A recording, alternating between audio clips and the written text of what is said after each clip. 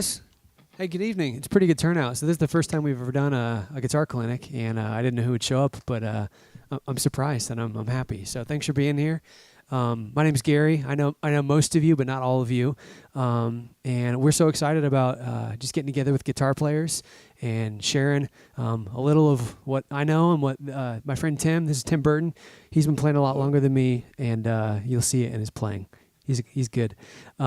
Anyways, so we've got the guitar clinic tonight. We've got a keys clinic taught by Matt Ludwig on Thursday. And then we've got a worship leading clinic next Monday taught by Matt Everly and Oleska Barkowiak. And if you know anyone who might be interested or benefit from those things, pass the word along. It's the same time, 7 o'clock, also right here. So I'm kicking off the Forward series with our guitar clinic. And I just wanted to talk for a moment about why we're doing this. We had a great conference this weekend called Heart of the Artist, where we brought in a well-known Christian author called Rory Noland, and he wrote the book called Heart of the Artist. And he talked about the balance of perfectionism versus excellence. And I took away several things from that. Some great points for me to keep my perfectionism, especially when it comes to music, in check. But he also had some great biblical backing for why we shouldn't be lazy when it comes to arts in the church. And I want to read a scripture that he had on one of our handouts that he passed out. And I just want to open with that and this is why we gather together to sharpen each other. So in Ecclesiastes 9, verse 10, it says this: "Whatever your hand finds to do, do it with all your might. For in the realm of the dead, where you are going, there is neither working, nor planning, nor knowledge, nor wisdom." So essentially, whatever you do, let's do it with all our might. And I know that all of you guys are here because you're interested in music. I assume all of you have some experience with the guitar. And if not, I guess we'll be starting from the ground up tonight. But I'm excited to be with you guys and specifically talking about the guitar in the context of the worship genre. And tonight we're going to be talking about the things that you do with your left hand and your right hand a little bit. And then we're going to spend the last half of our session talking about electric guitar tone. And just by a show of hands, I'm just kind of curious, who would say they're more of an electric guitar player? Raise your hand. Okay. What about more of an acoustic guitar player? All right. Okay. And then who would say their primary instrument is something else besides the guitar? We got a couple of those too. That's okay. Steve, what do you play? Hockey stick. Awesome. Well, I want to jump in. I forgot to mention, throughout this, if you have any questions, I kind of want to make this interactive. So, sure, we'll do a little bit of a Q&A at the end, but even throughout, if you have a question, and make sure it pertains to kind of the subject we're talking about, feel free to raise your hand, and I'll call on you, and we'll try to kind of do questions throughout. So hopefully you guys have all got the papers. So we'll start together on page 1. And as I'm doing this, all of the examples are in the first 5 or 6 pages. And then the outline, the notes I'm going to be going through are the last 2 pages. So I'm going to be going back and forth a little bit, but mainly walking through this and then walking down the last 2 pages, 3 pages front and back. So what I want to start with is guitar chords in the context of a key. And I learned guitar probably like a lot of you. My dad taught me a few basic shapes like this G chord and C and A and E and E minor and A minor and those things, and how to do a bar chord, of course, and the 7th. So I learned the basics from him, and I got a guitar poster that had 100 guitar chords on it. But I found that most of them really didn't sound right for the worship genre. And the way that I learned how to play chords in the right style, I guess you'd so to speak, is by watching a butt ton of YouTube videos by guys like Chris Tomlin, Steve Fee, Christian Stanfill, Charlie Hall, David Crowder, some of the songwriters that I grew up listening to their music that we played in church.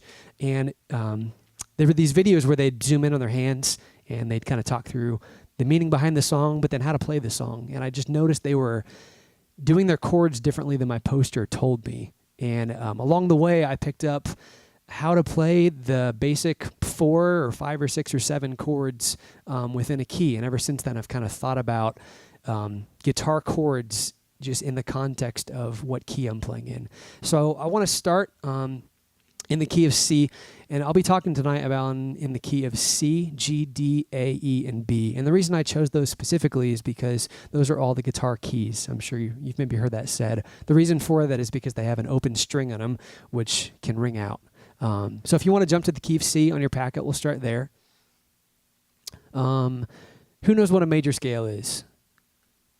A few of you guys. So major scale, I'll play a C major scale to start.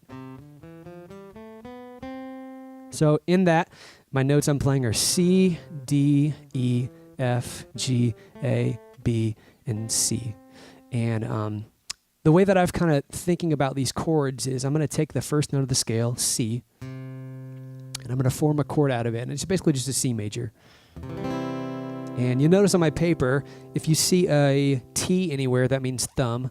And if you see an X anywhere, that means you can also just play it open and it's going to sound fine too. So like a C, here's one of my shapes with the pinky up on the top. And then if I take it off, it still sounds pretty good. Just a little bit different voicing. So there's the first chord in the key of C. It's a C. The second one is a D. And that is the second chord in the scale. And that chord is almost always going to be minor. And a lot of times in worship music especially, we'll even add a 7 onto the end of that. So a straight D minor is kind of like this. Here's a minor 7. Third chord. Hey guys, come on in. There's handouts and pens and drinks and snacks back there if you want to grab anything. Make yourself comfortable. The third chord is the third note in the scale is an E. And what I like to do with that third one is make it an inversion, where instead of just a straight E minor, a lot of the times in worship music, we do what's called an inversion, where we do a C chord and then put that /E, so an E, on the bottom of the guitar. So basically a C chord up top, an E note on the bottom. So a C over E. So you've got the C, there's the E. I'm going to play it down there on the low E string. So there's the C over E. And if I want to play a C, I just grab my thumb and I just mute that low string. So C, C over E. So you'll notice with these, the first couple chords I've played, I've got one or two notes that are pretty consistent through all these chords. In the key of C specifically, here's my main shape. The notes that are ringing out, and I think almost all these are on the G string, which is open, and the B string, which is first fret. So here's what I've got so far, and you'll notice my hands. This is primarily going to stay there the whole time, and for a lot of these, my pinky will too. So there's how far we've got so far. The fourth note in the scale is an F, and this is the fourth scale tone. And in worship music, a lot of the time, what we'll do to this chord is make it a 2 chord or an add 2 chord.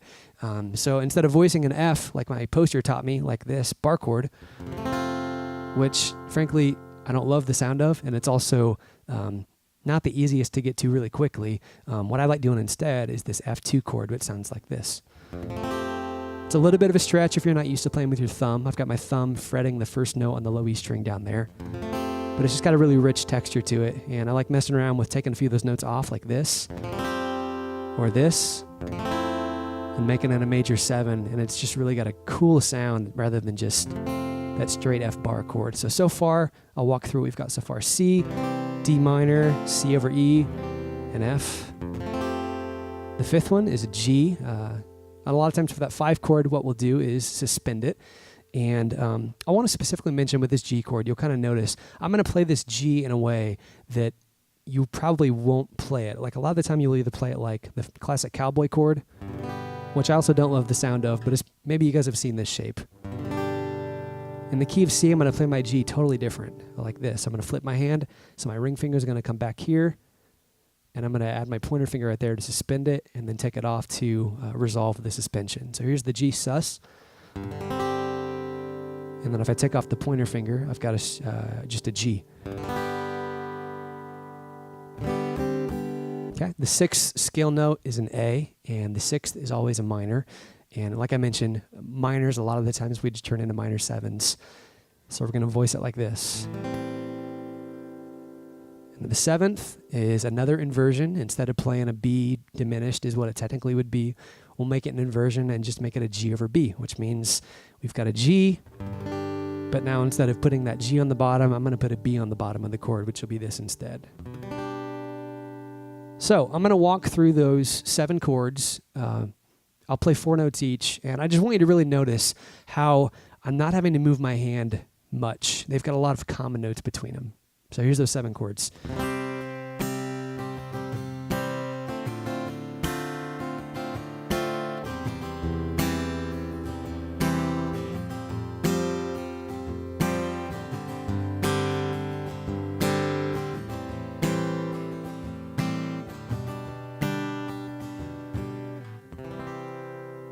Make sense to everyone? Any questions so far? Cool. Do you guys get the concept of that? I'm going to do kind of a quick flyby of the other 5 keys so we don't spend all our time talking about that tonight. But the good news is it's all on your paper. And again, T means thumb, which is going to make a lot of those shapes make more sense. Otherwise, they'd be impossible to play. And then the X means feel free to just take off the note and play it open, and it's still going to sound good, just in a different way. And you'll also notice in some of the keys, I've given you more than one way to play it. Like in the key of B, for instance, is one I can think of. Here's one of the Bs. Here's another one. So I'm going to walk through these keys. Here's the key of G. You got a G, A minor 7, G over B, C2, D sus, E minor 7, D over F sharp, and G.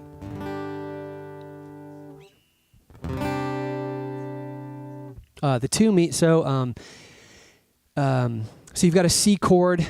Generally, it's going to be C, E, and G are the three notes of that triad. The second note in that scale, I guess, would be a D.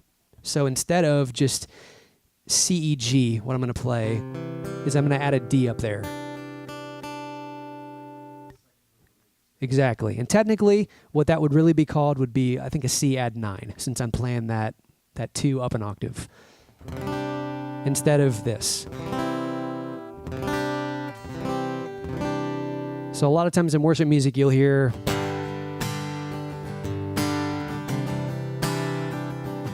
and compare that to what the poster might have told me to play.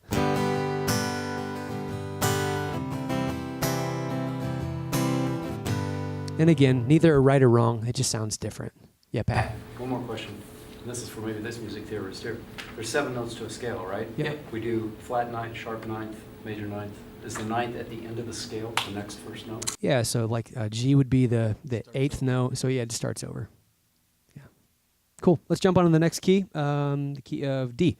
So for this one, I changed the 1 chord to like a D2. I like how that sounds a lot of the time better than just straight D. I don't love the sound of that 3rd on top, so I'll just make it this chord. Here's the 2 chord, E minor 7, D over F sharp. Take a quick look at this G, the 4 chord here. Again, different than how I played it in the key of C, which was like this. Right? So here now it's this. It's a G2, which just sounds great in this key. If I had played it like how I did before, completely different sound. I'll do it one other way. Sounds really blocky if I do it that way. So what I'm going to do with that is basically just play a G5 chord, like probably many of you guys know. Add my pointer finger there to give it a little bit more flavor. Okay, next one, A sus, and sometimes I'll resolve that. B minor 7, D over A over C sharp, and back to D. Any questions there? Okay, next key, the key of A. And this is honestly one that for acoustic, I don't love playing in. Almost all the time I'll capo 2 and play in G, but I'll still go over it. So the key of A, I changed the 1 chord a lot of the time to an A2. I think there's another example I gave a little bit higher up. I like that voicing better.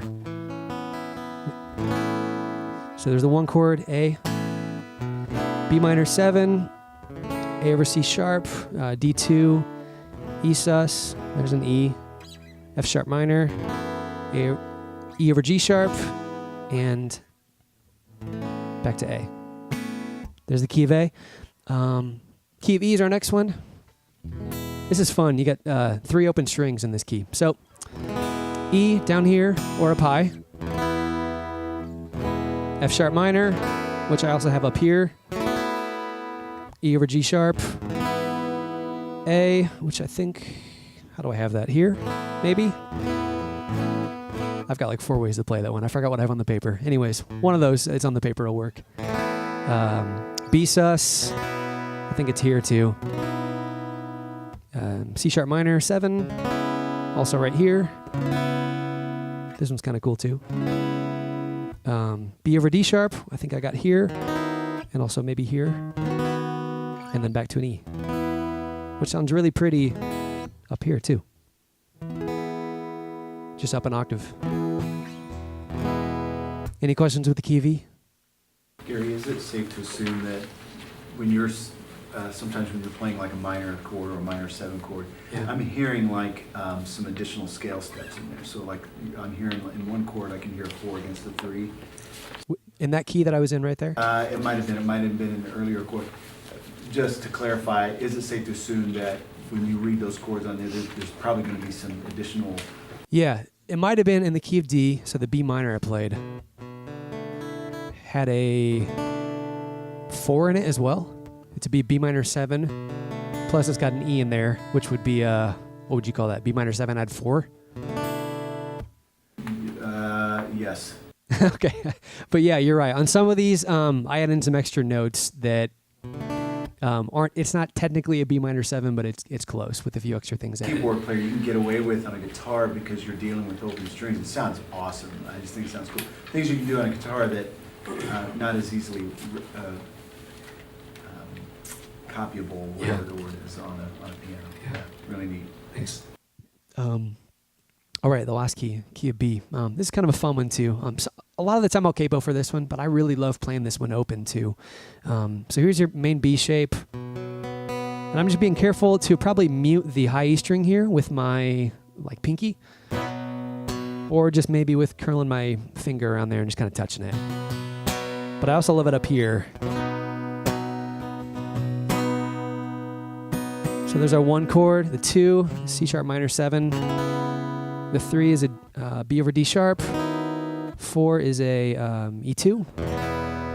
The 5 is a F sharp sus, or resolve it to an F sharp. G minor 7s are 6. F sharp over A sharp is our 5 over 7.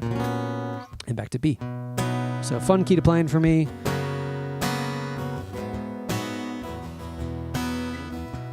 It takes a little bit more muting than some of the other keys, but I love the sound of it just with some of those open strings, and especially mixing this note with that one some. It gets a little bit dissonant, but in a kind of a cool, colorful way. Cool. Any questions about that first topic, chords in the context of a key? Is that new for anyone? Let me turn that question around. Is that concept very common to anyone? Does anyone else think about chords in that way? Not in that way, but I always think about voicing that best fits the song. Yeah. Pulling things away to help accentuate something. Yeah. Cool. So it's pretty common to latch on to the 2 chords. That's always Yeah, the 2 chords easy. get you away with Yeah, it. You get away with anything with those. Yeah. Right. And it sounds more current than the poster chords. Yeah.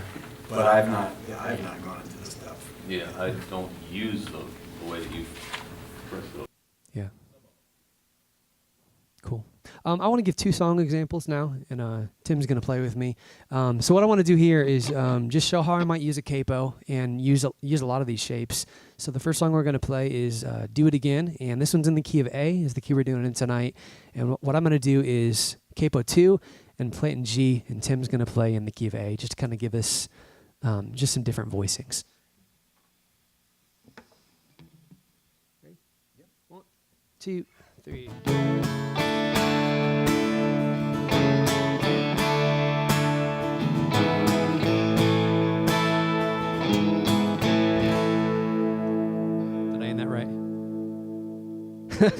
I'm going off these off memory. I know. Going from your notes. Okay, good. Sorry. On a couple of these, I'm having to remember what I wrote to Tim.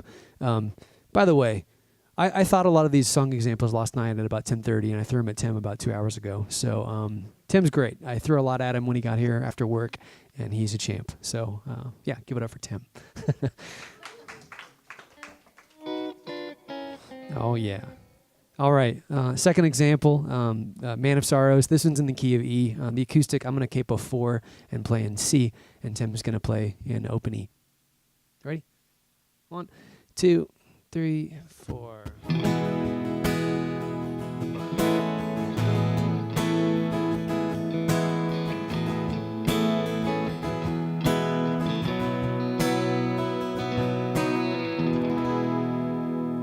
Great. Thanks, Tim. All right. The next thing I want to talk about is probably my favorite thing besides tone that we'll talk about tonight. And this is 10th chords. And this is something I discovered, I think, in maybe when I was a freshman in high school. And I was learning my mom's favorite Beatles song. Well, second favorite. Yesterday was her favorite. But her second favorite one, Blackbird. And Paul McCartney's playing these beautiful shapes. And I'll just show you a quick example, and I'll talk through why I call it 10th chords. So it goes like this.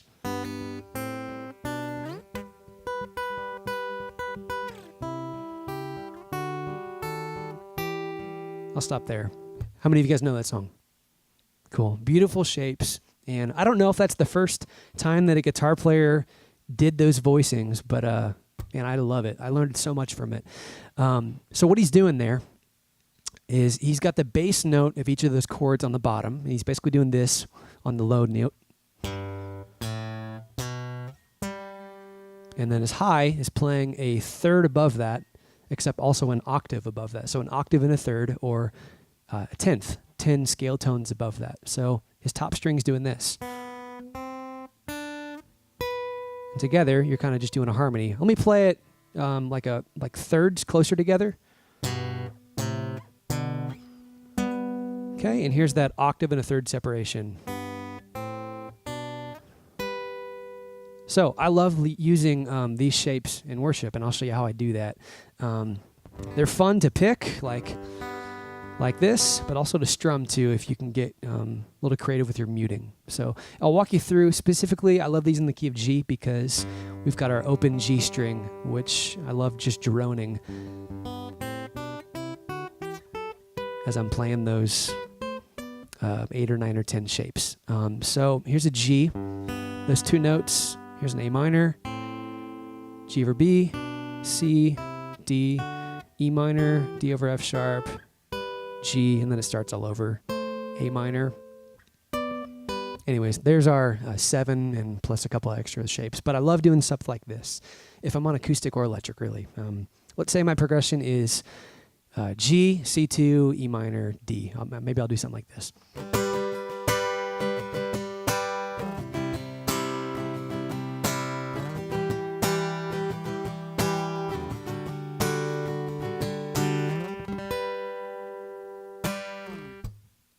I think we have a song example for that one. I'm blanking on what it is, though. Oh, it's on my notes. We'll get to that in a couple minutes. Never mind. I'm jumping ahead. So there's the key of G, and then I also love capoing that. Let's say I'm in the key of B now, so I can use those same shapes if I use the capo.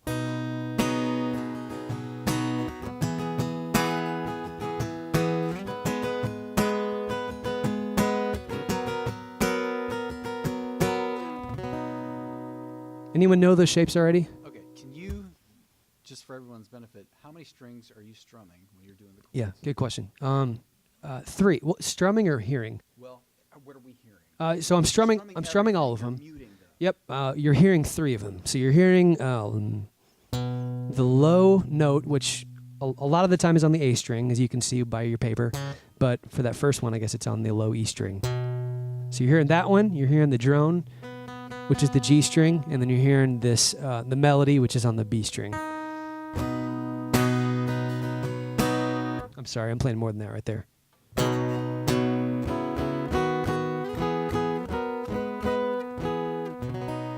And occasionally I'll throw in the D string too, which is open and works as well. But especially if I'm finger picking, something like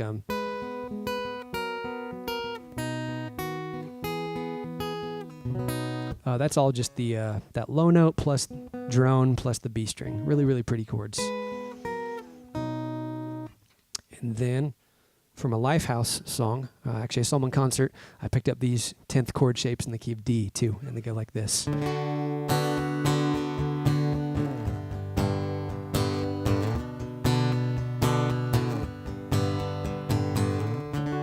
So I'll walk through that chord scale is what I call it. So here's a D, E minor, D over F sharp, G, A, B minor, A over C sharp, and back to D. And I think Copeland had a song that went like this too with those shapes.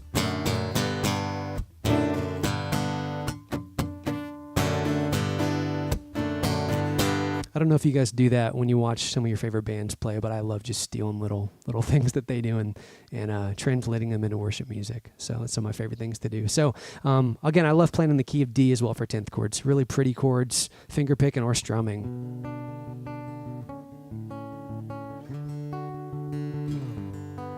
Same concept there where I've got my low note. They're on different strings, but low E string is my low note. The G string is where the melody's happening. That's the 10th above the bass note. And then I'm droning the D string. And you can capo that and play it higher if you want to. Yeah, the key you're in is the string that's droning, correct? Exactly. So G, the G's droning. Yep. And D, the D's droning. Yep, correct. Yep. Cool.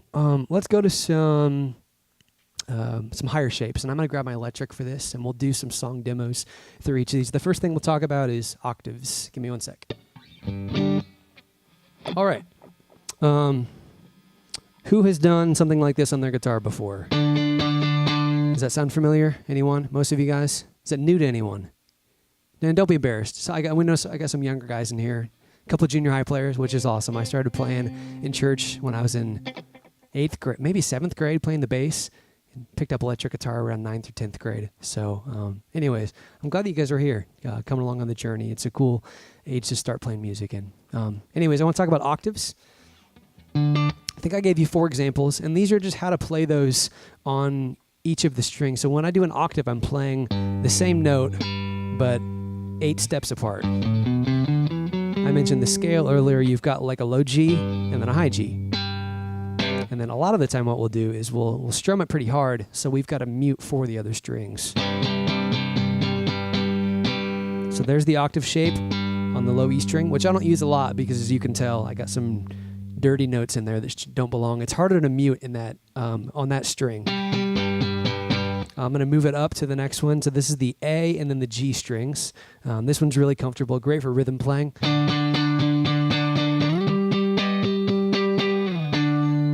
Okay, and I'm going to move up another string here. This will be on the D and the B strings. And you'll notice my shape will move from down 2 frets and over 2 frets to it's going to have to widen out a little bit now. And that's because of the interval between when you tune. Think of it this way. The fact that that B note is down 1 fret means that we have to shift our octave up a fret from where it was here.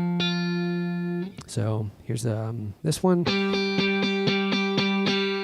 Okay, and then because of the B string again, when we move down to this next one, we've got the same thing happening where we're stretched 1 fret further than we were on the low strings. So I want to give a song example. This is one we did yesterday at church called The Love of Jesus, and I'm going to be playing an octave riff, and Tim's going to lay down a rhythm part while I do that. 1, 2, 3, 4.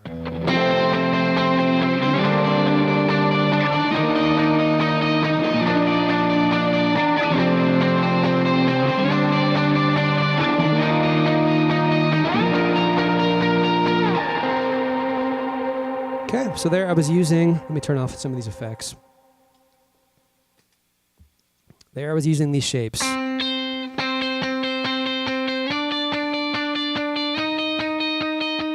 Second time walking up higher. And what I love about those is instead of just playing a single note, or even up here maybe, it just has so much more power because I'm playing that same note in multiple octaves. So it's cutting when you get that high note, but it's also got the thickness of the low note. So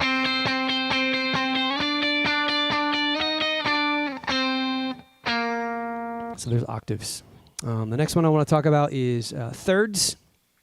And these are pretty similar to tenths that I talked about earlier. But instead of being far apart like our 10th chords I mentioned earlier, like these, when I was playing Blackbird, these thirds are close. Instead of being, there's 10 steps, here I had a G and a B. Now I'm going to put them only 3 scale tones apart like this G and B. And the example I want to give you here, I'm going to be moving around these thirds where I'm going to play a part that goes...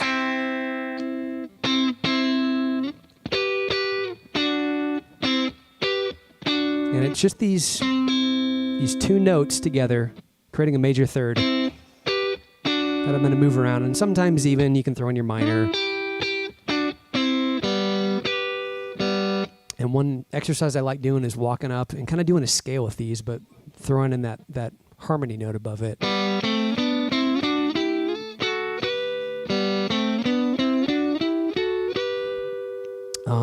And I also think it's important to not only know the thirds on, maybe your low strings, but like I mentioned earlier, because of that B string, the shape is different on these guys compared to like a lower string, where we've got to do something like this.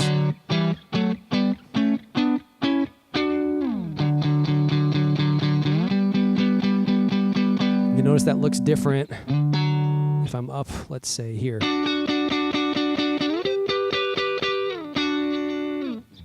I'm going to give you guys a song example for those moving thirds. This is a tricky one. I threw it to him, so we'll see how he does. Pretty rhythmically complex. He can get it. 1, 2, 3.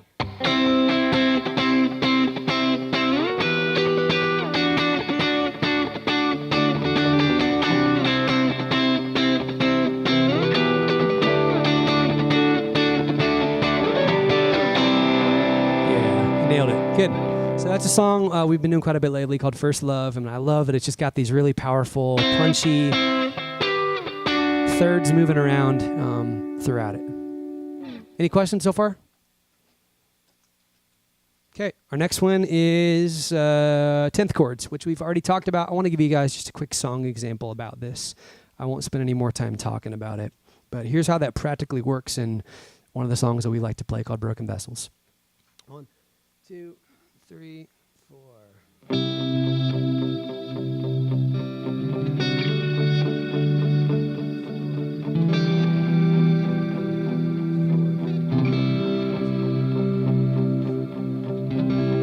I think Tim's in 6, maybe. That's okay. You guys get the example.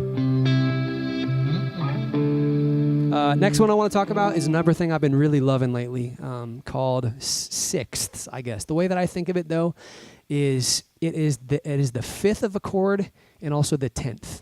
So instead of playing what I just did, which was 10th chords, which are like this, now what I'm doing is I'm playing this. If you know bar chords, you think of it this way. So you've got like a C bar chord, maybe the A shape one, right? So the 2 notes I'm going to pick out of this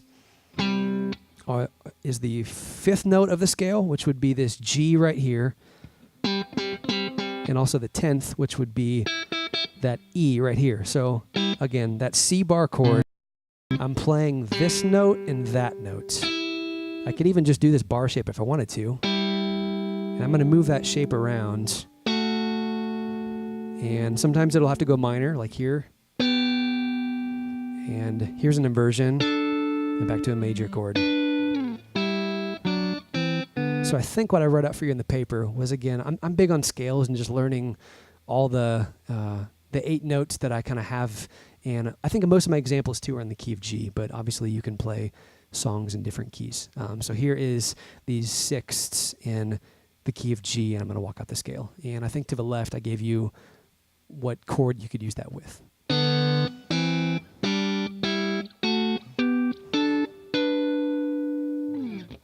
And let's demo this in a song. We'll do Exalted Overall here. Give me 1 sec.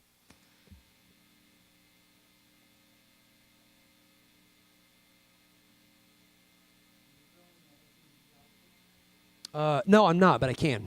Yeah, just 2 notes.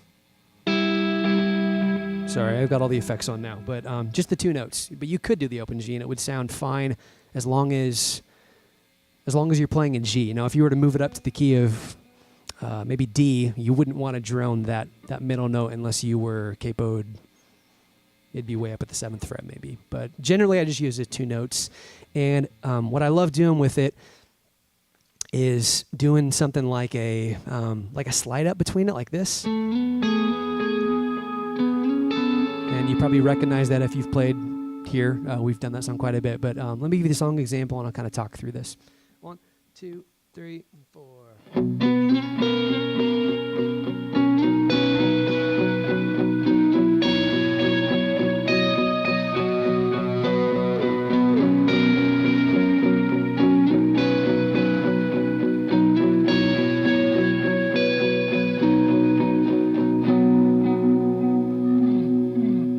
Okay, so what I'm doing there without all the effect candy is just this.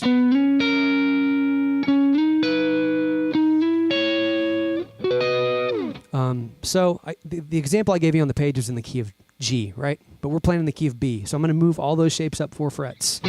So now that chord scale is kind of like this.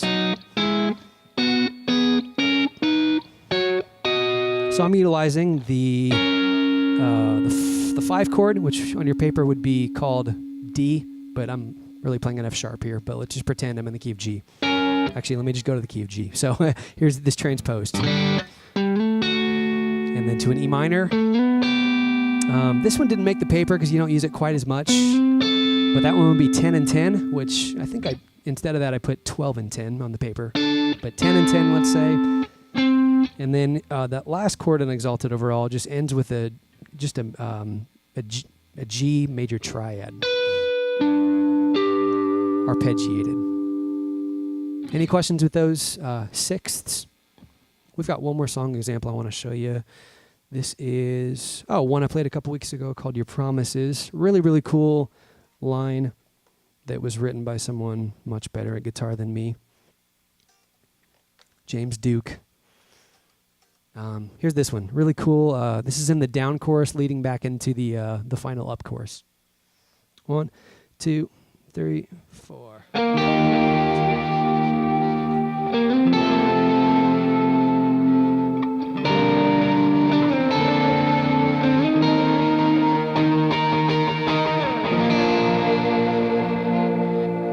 So another really cool example of 6, and again, you'll notice that sliding.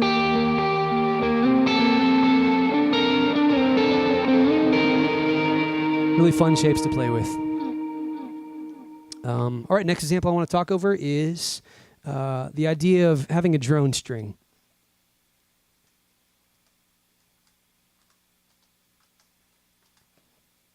So I first learned about this concept listening to a song called Your Grace Is Enough by Chris Tomlin back in like 2000 probably. The song went like this.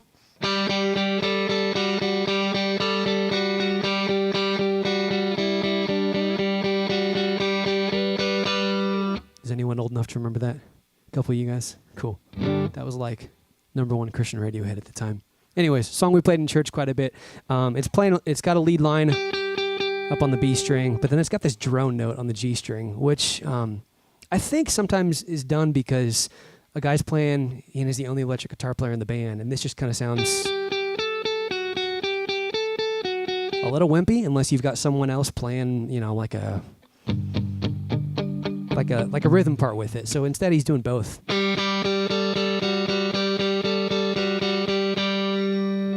I want to give you more of a modern example that we've been doing, and this is a line from The Rock Won't Move.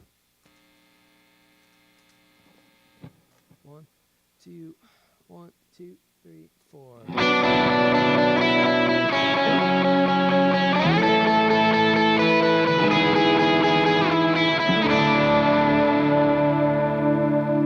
Okay, and that example that I just gave you, I realized, was for the one called Drone Single Note Behind, and the one I was talking about a second ago was called In Front. Let me quickly explain the differences between those. So in that Chris Tomlin example I gave you, Your Grace Is Enough, the drone is happening behind the lead. So you've got your lead on the B string, the drone is on the G string.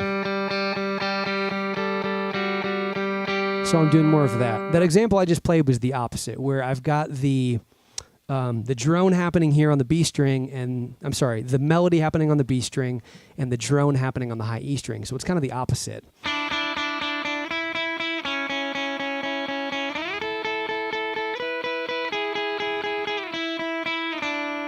Does that make sense? How you can kind of do both? So I love doing, like if I'm in the key of G, for example, or if I'm capoed up maybe even, that type of stuff. Or in one of the songs maybe the youth guys are playing, Awake, they do an example where we've got the drone happening on the other side of it, which is the drone behind. I'm sorry, it's been a little while.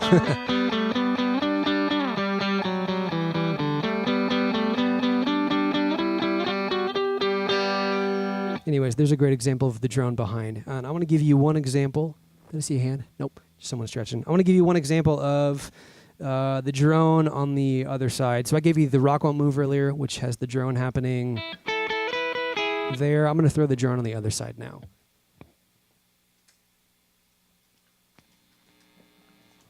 Do it again. Let's do it again. Here we go. 1, 2, 3.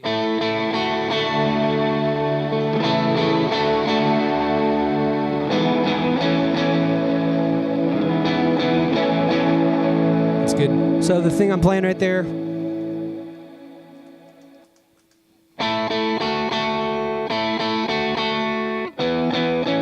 you can see that the drone for both of those notes is happening right behind it. So anyways, two really cool examples of drone strings. Any questions so far? All right, we'll move on to our next one, which is also higher shapes, but I want to talk about these in a little bit differently because all the ones I've given you so far, the notes move quite a bit. We've got like a lot of these had drone notes, or we're moving around the chords like thirds, things like that. The shapes I want to give you now are kind of what I think of as like these home base shapes, where we've got one or two notes that kind of just works, and we alter a couple notes to make it fit within a chord. The first example I want to give you are when we play two notes, and I'm calling these dyads, which just means two notes. Is that right, Ludwig? Dyad meaning two notes. Got it. And versus triads. Yes, exactly. So in this first example of dyads, I'm putting the root of the key. Let's say for this example, I'm in the key of A. So I'm going to put the root of the key. Actually, let me go with what the paper says. The paper says, I think it's right here, this G shape, where the root is on the bottom of the chord. So I've got a G here.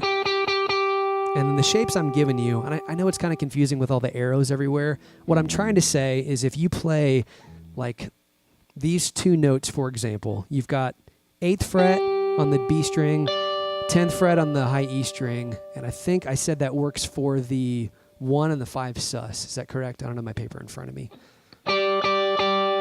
Okay, if I play this one, it'll work for the 5 chord. If I play this one, it'll work for the 5 non-sus, or the 5 resolved. If I play this one, it'll work for a 1 and a 6. And this one will work for a 4. Is that all of them, or did I miss 1 or 2? All 5. Cool. These shapes are, I think, Christian guitarists ripped off from U2, so they sound very U2-y. Here's an example of one of these. This is a line from Unstoppable God. 1, 2, 3, 4.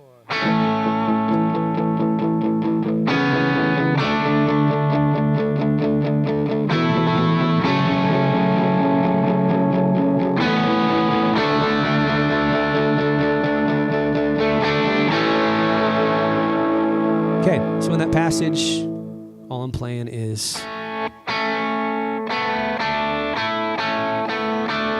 keeping my, I'm in the key of A here, so I'm keeping my A on the bottom. And I'm basically just changing that top note to kind of create a melody with it. I want to show you something similar. This is another type of dyad, but now instead of having the root of the key on the bottom, I'm going to have the 5th on the bottom. And the shape I give you here. Okay, I've got my root right up there. And then the kind of the home base shape I'm going to go to is where the 5's on the bottom here. So I'm in this key G. So that'll work for the 1 chord. Here's a 4 chord. Here's I think a 1 or a 6. Here's another 6.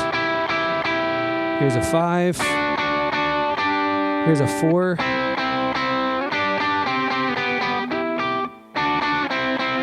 So there's kind of a lot of cool shapes we can play with. Song example I want to give you for this one is Here Now. Yep.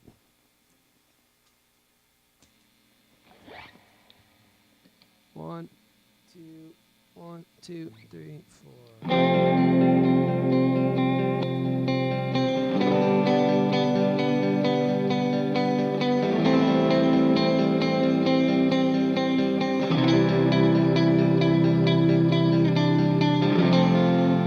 So in that line, I'm going to keep C. I've got my 5th on the bottom, which is a G, and I've got my root on the top, which is a C. And I'm doing this just arpeggiating shape. Pull it down there. And I'm doing something here on this last one I didn't explain in the paper, only because it's a little bit of a stretch and not super common. But where I'm putting the 3rd up on the top, and then back to that bass. So what kind of the shapes there. Okay, next example I want to give is a kind of a higher power chord. So when I learned power chords, I learned them as like these 2-note things, normally in the lower strings for rhythm guitar players. Something kind of like that. Maybe you play it on that string or that string. The ones I want to talk about today are the 3-note ones, which are just the kind of the bottom 3 notes of like a bar chord, really. Those 3 guys. So I think I wrote 4 ways to play those based on what string you're starting on. Here'd be like a low E string one. Here would be a string one. Here would be a D string one. Notice how my shape's going to change from this to that, again, because that silly little B string. And then here is the last one, which would be starting on the G string. So the one I'm going to play for you in a sec utilizes these shapes, 3 notes, and I'm going to go something like this.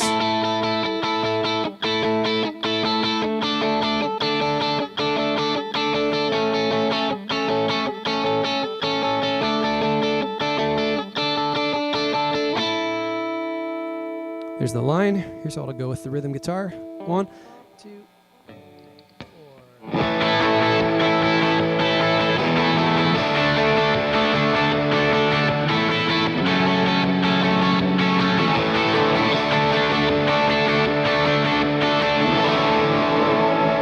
Whoops, I hit a bad note at the end. You get the idea. So there is the power chord shapes. Last thing I want to finish with, and I won't spend too much time on this, but I would really encourage you, if you don't know how to play triads, especially on the last 2 strings, they're super useful. And one of my favorite exercises with these is, what I mean by triads, by the way, Ludwig kind of mentioned it earlier, but I've got a G, G, B, D. What I'm going to do is I'm going to invert that, where I'm going to put the B now on the bottom. I'll do that by doing this. So now I've got B, D, G, up another inversion. Now I've got D, G, B. So try this. Okay, or we'll try it now on the last 3 strings instead of the D, G, and B. So here's the top 3 strings.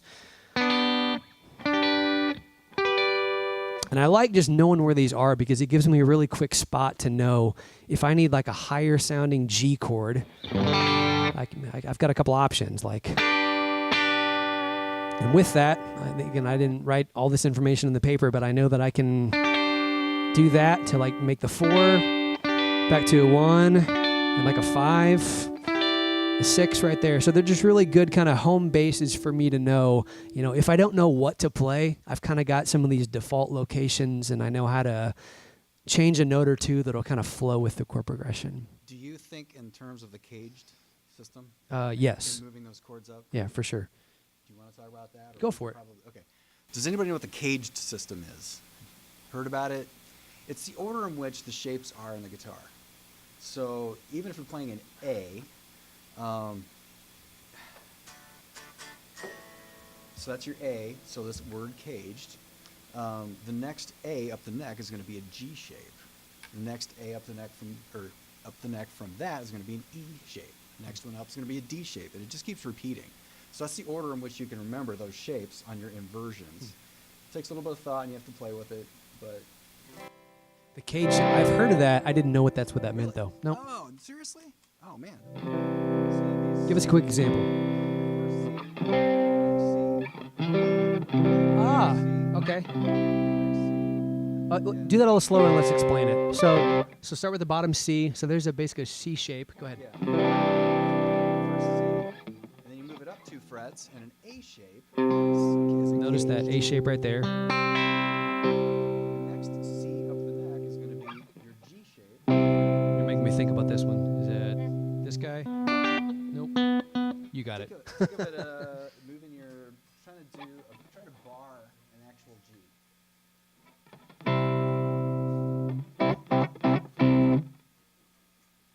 And then an E, which is your typical bar chord. Yep. And then a D. So, in any key that you're in, if you're looking for a higher chord, if you can think of those terms of, oh, well, okay, I know the next one up is going to be an A shape, G shape, E shape. So it gives you something to kind of go for to look for those chords that are higher. Cool. All right. Next thing I want to spend a couple minutes on are a couple just techniques. And honestly, I've ripped all these off from a guy named Tim Pierce on YouTube, who's like the session guitar player in LA. He is phenomenal. So go check out his YouTube page sometime. He's got probably a couple hundred videos, and he'll explain these things way better than I can. But these have been a couple of my big takeaways about techniques. First thing he talks about is digging in and just how a part can sound so much different when you attack the strings. And I'll give an example. Here's a part where if I wasn't able to fully strum it and mute the strings, it might sound like this.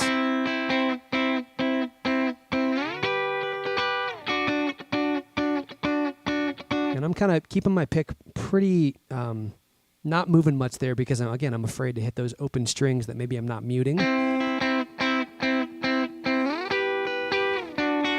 Okay, versus if I mute them and I really just dig in, and the sound totally changes, and I'm not changing anything on my guitar or my board here.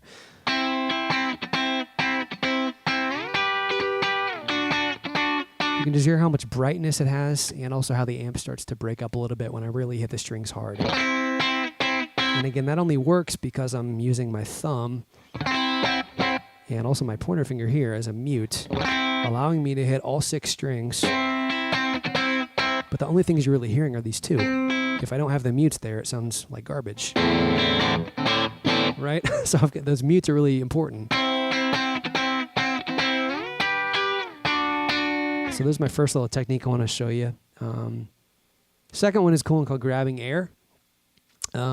This is a big strum pattern thing. So when you've got a syncopated strum pattern, it's really important to keep your hand moving, doing that 8th note thing the whole time instead of just doing like, let's see, let me try to do a bad example.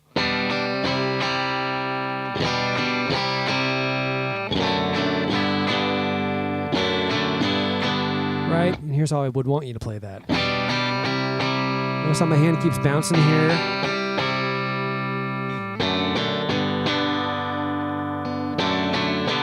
And I'm probably exaggerating that a little bit, but that's helping to keep my hand in time. And if I have a part where I need to start like on an up strum, like that song we did earlier. 1, 2.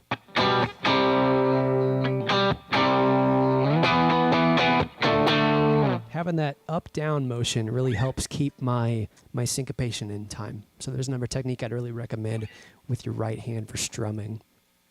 Another one that isn't really super revolutionary, but just a good thing that keeps me in check with my playing is to actually use all 4 of my fingers. So probably like you guys, the ones I'm most comfortable with are these 2 because they're my strongest fingers. But if I don't use these guys, I'm really pretty limited to what I'm able to do up there on the neck. The next one I want to talk about is, this is another Tim Pierce one, but it's called Finger Height. And he was watching this guitar player play that I think he was kind of giving a lesson to. And he was just kind of picking apart when he would lift up especially his pinky, when he wasn't using it, and he'd pull it way away. And he'd say, no, just pull it only high enough that you can, that you're just letting that one pass through. And for me, at least, I don't know about you, but what I want to do, especially with my pinky, I don't know why, I think it's just a bad habit, is after I'm done using it, I'll kind of just pull it away like that, and I'll turn my hand. And now when I need to use it again, it's all the way over here. What he's saying is if you can keep it more here. Last technique I want to talk about is another simple one.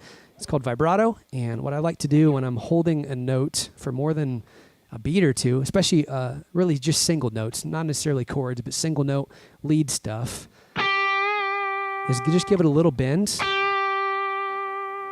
just to let it sing a little bit, kind of like what a voice is naturally going to do.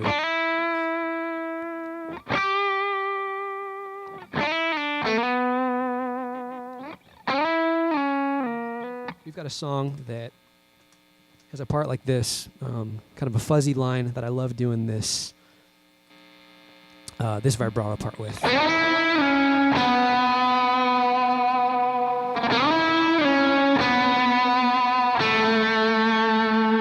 Now, if I just keep that straight and don't bend it at all, it sounds good, but it sounds just more kind of robotic.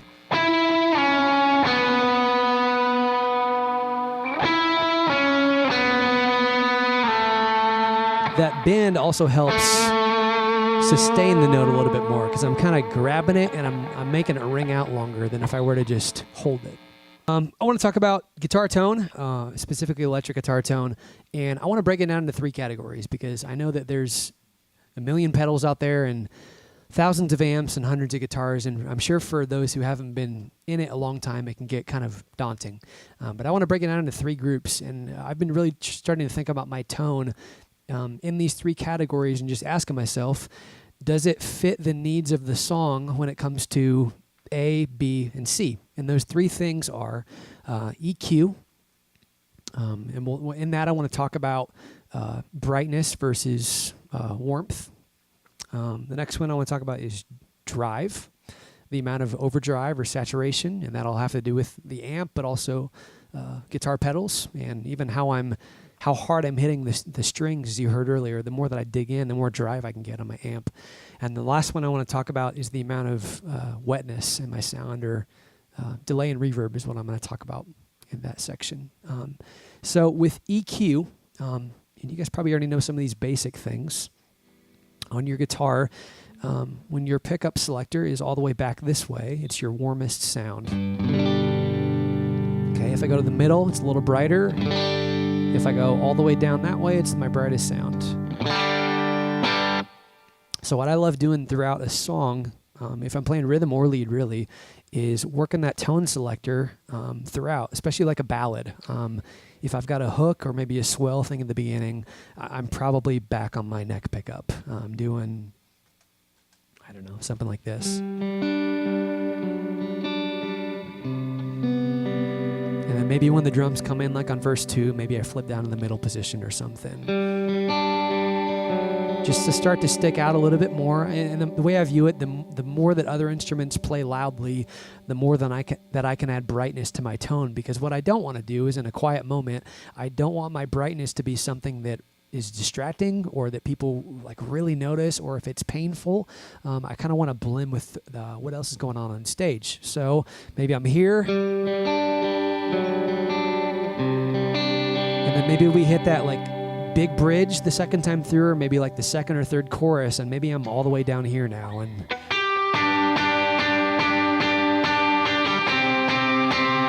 whereas earlier I'm back here. But now that the cymbals are really hitting hard and the bass player's playing, the acoustic guitar player's strumming hard, when I go to my bridge pickup, I can sit in with the mix a little better, and I'm not going to stick out, but I'm going to be heard in a way that kind of lifts the music up. So I love working this knob throughout the whole song, and I think I've gotten pretty decent at, without even thinking about it, kind of just moving this, like let's say I'm going from like a verse to a chorus.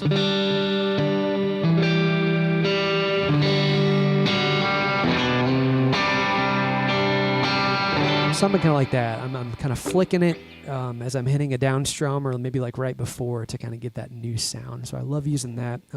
Tim, how do you use your pickup selector? I was going to ask, do you interactively play with the tone knob? Also go The tone knob, yeah. leave them alone. Some guys are either in that camp of using them or not. Yeah, it depends on the guitar. So I've got the Strat, for instance. By the way, the tone knob, let me show you what it does. If I pull it back, if I'm all the way up, and I apologize if that hurts a little bit, on the Strat, it can get a little bit bright. So I like leaving it around 7. And you said, do I interact with it? Not really. I'll leave it on my Strat that's only affecting this bridge pickup. I'll leave it at about 7 to kind of roll off some of those brittly highs. But on my Gretsch, for instance, which is a naturally darker guitar, my tone knob is wide open because honestly, I can't get enough brightness out of that guitar. So even when I'm on my bridge pickup, it's right where I want it. When I'm on my neck pickup, it's even a little bit too muddy sometimes. On my telly, I'm back. On fast songs, I'm probably all the way open. On slower songs, I might back it off to like a 7 or 8, just so I'm not ripping people's heads off when I go down on my bridge pickup. Because the last thing I want too is to be too bright. And what's the sound guy going to do in the moment? He's not going to EQ my guitar. He's just going to pull my fader down. And I'm not doing it so I don't get turned down, but I kind of am. And the reason for that isn't because I want to be up in the mix, but I want to be playing things that are appropriate for the mix. You know, I'm one of the ones that actually grab it and change it all the time. Do you? So I don't want to be. If it's a Canadian thing or something like that. I want to be even further back in the mix. So I'll just kind of reach down and roll off. So can I ask this? I don't know if you have numbers on your knobs or not, It's but all by feel. but around, let's say if 1's the bottom and 10's the top, what's your usable range for you? I'll go about halfway. I mean, that's when I start. Most of the time, it's all full up. Most of the time. But I'll just reach down just by feel. Know that right there, it's a little darker. But I'll do that as well when I'm on the neck pickup. Okay. Not usually on the bridge, but it's usually just kind of what you said, but expanding it even further, a little darker. So you tend to use your tone knob more than your pickup selector? Or is it just Well, I use specifically them that both, guitar? But I'll even go darker on the neck pickup. Just On to the grab neck, it. really? Yeah. I'll just go roll it down. Very just to- interesting.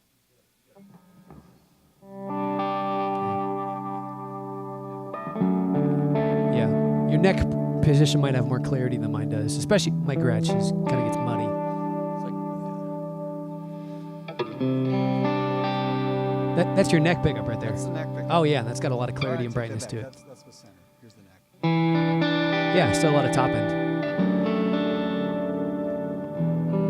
Yeah, it still sounds really usable. It's good.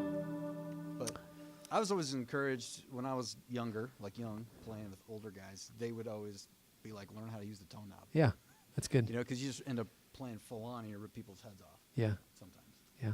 The next thing I want to talk about with EQ is, and we kind of just started talking about this organically, but knowing the strengths and weaknesses of the specific guitar you're using. So I think I've got a couple listed on the notes there. I've got a Strat here, and Strats generally have lower output. They're generally thinner, especially in the mids, and they've got a glassy and bell-like sound.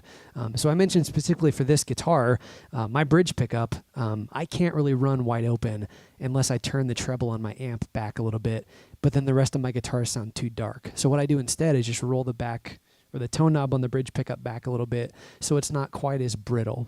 My telly, I mentioned something similar. I roll it back a little bit. Telly, the notes I read about that, really versatile guitar, even though it's only got the 3 pickup positions. Bitey, twangy, more that kind of that rock and roll sound. My Gretsch, which I should grab soon because it's lonely over there. It's got a round, warm, meaty sound. It's a little bit hotter output than my Strat or my Telly, so it's going to push the amps a little bit harder, but it's not going to have nearly as much that bright top end as a Strat or a Tele would have. And then P90s, another single coil guitar, but they're going to be louder and brighter than a Tele. And then the top one, which I think is probably, are you in humbucker or single coil mode right now? Or when you were demoing that sound? Single coils. I'm gonna have you demo your humbucker versus single coil in a sec. But the humbucker is gonna be the loudest output. It's gonna push the amps harder, and it's got more low end and especially more mid range tone. Not quite as edgy or as bell like as a single coil. So Tim, show us pickup position and just flip between single coil, and if you could do it clean and dirty, that'd be awesome. Yeah. So there's a single coil.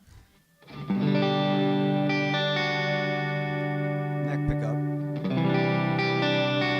then flipping it over to the humbucker, it's going to be a lot darker. A lot more output, pushes the amp, makes it grit, a little more grit to it.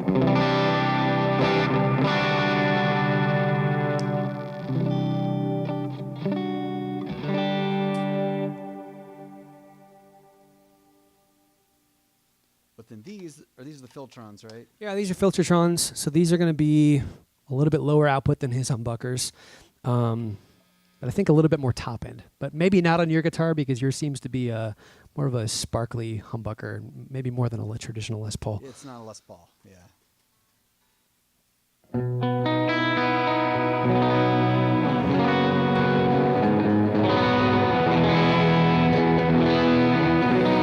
So there's my bridge pickup and neck,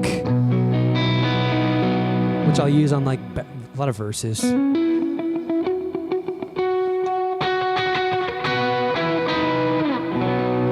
Back to the bridge for bigger moments.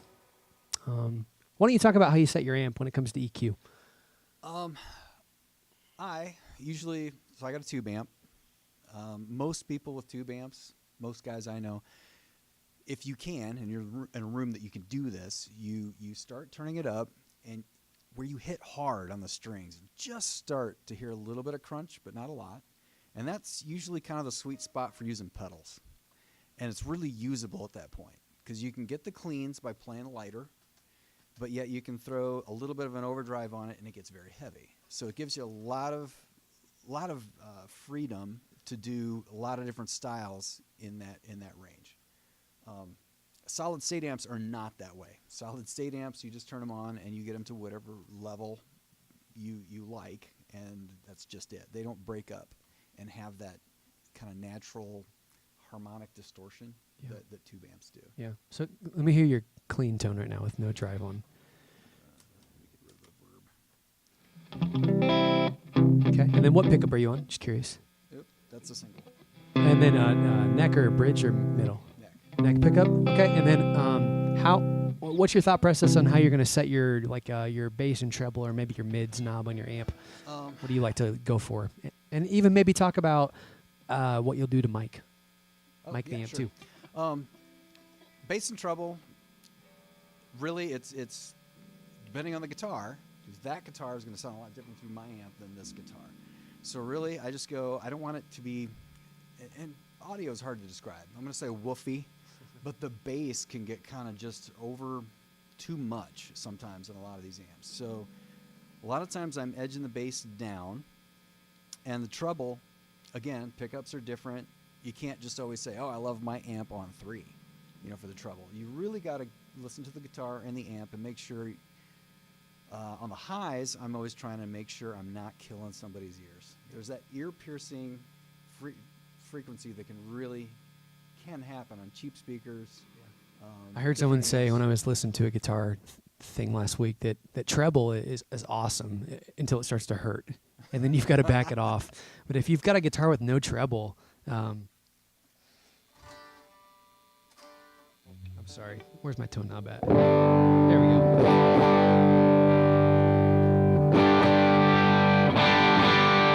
There's no treble. So that treble I love. It makes the guitar bite and growl. But too much of it just is enough. Painful. Yeah. Just enough to where you can pick it out in the mix. Yeah. How's your amp mic'd right now? Your cab, which is across the hall, by the way. I got a 112 cab, which we put the cabs in another room to save you guys, because it would just be obnoxious if we had our amps at the level that we were talking about. And so, I mean, everybody's seen mics mic'd up on a cabinet, but typically, SM57, very, very common mic, and you start usually from the edge of the speaker, the outside edge. I usually come in 2 inches, start there, and then if it's too dull, I move it in, which we did earlier today. We started playing. Gary's playing in stereo today, so I'm jealous of the rich, the thick, wide sound he has going. But he had a lot of brightness to his tone, and mine was much duller. So we just ran So instead of going to your amp, you instead of went going to your amp, cab. I knew where the mic was. And Yeah. I knew it would get brighter. So why'd you go naturally. there to your cab instead of your dials and Because your I amp? knew if I was standing in the room with that amp, it was going to be insanely bright. So I knew it wasn't capturing the brightness Yeah. correctly. Okay. So I went to the amp and moved the mic over a little bit closer to the cone, about another inch and a half. Cone or so. meaning? The cone is the center, very center of the speaker. Which is the brightest part, right? Yeah, the Okay. brightest part. So I moved it over inch and a half, and then we were much more closer matched in tone. Yeah. That's great. Next thing I want to talk about is we kind of covered EQ there. Any questions about general EQ? Actually, one more thing I want to say about drive pedals and EQ. So drive pedals are going to add gain, but they can also brighten or darken your sound if you want. And I've got a couple on my board. One is more of a mid-rangey drive, but I've also set it up to be a little bit darker. Notice the top end maybe decrease a little bit, I think.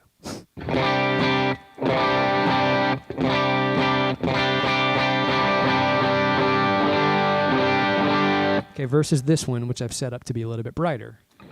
Here's without it. Okay, so here's my first drive.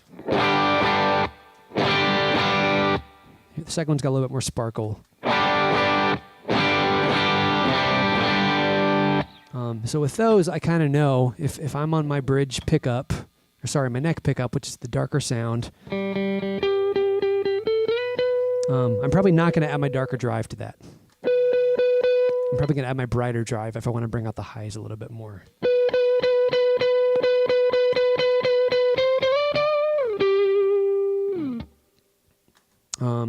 Let me give you another example of how I'm going to dial in that tone knob on my drive pedal.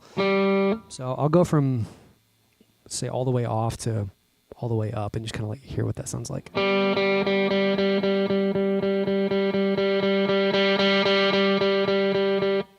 This might be fun. I know it's not super loud, but when it kind of starts to hurt, raise your hand. I'm just kind of curious what that'll be for people. I'll start all the way off and I'll just inch it up. We'll just kind of see.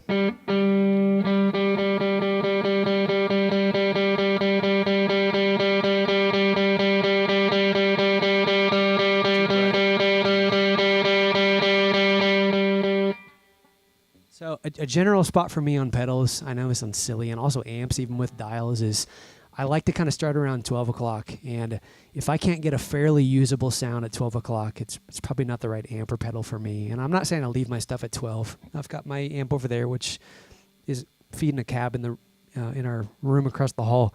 I've got my treble at 1 and my bass at 11, just because it's more of a darker amp. I've also got a matchless in the other room. That's my other amp. And it's a brighter amp, so I think I've got the bass at noon and my treble back maybe at 10:30 or 11, just so it doesn't get quite as bitey. And then for miking, just like Tim mentioned, I'm probably actually let me go over the amp and show you the cone and what he's talking about with that.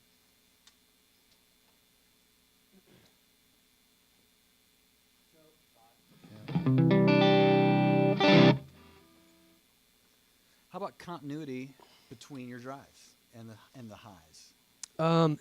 Like I mentioned, similar, but I kind of like now, especially being able to darken or brighten up the sound a little bit, especially because these two drives I have, they're not drastically different levels of drives necessarily. They're subtle. The Tube Screamer's got a little bit more.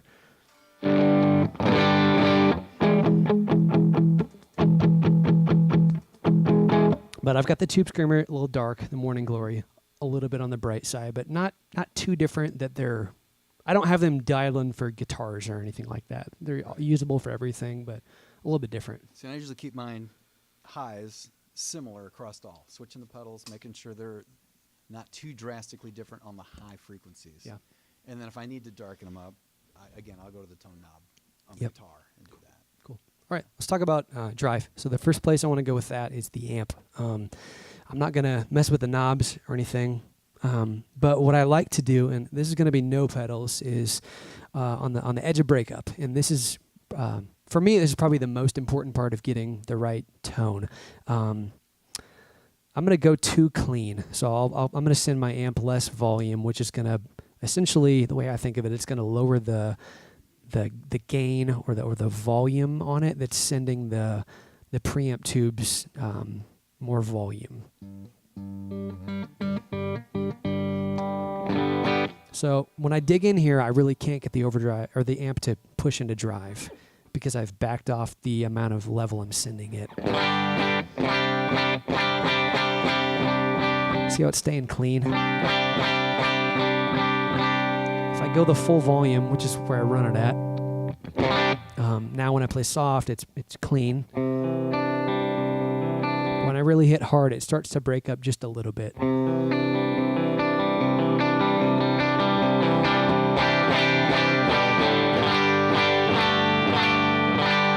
And then what I'll do with pedals is I've got 4 different stages on my board. I'll start with my cleanest one.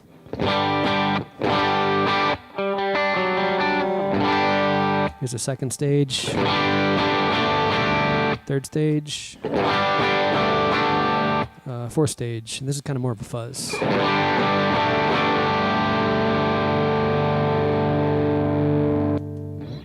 Tim, what do you've got going on your board with your drives? Pretty similar. It's just my clean. So I have a light drive. Hardly, just boost it. There's it off. So that'd be more my cleans, just a little bit. And then just a medium drive. A little more mid-range focus.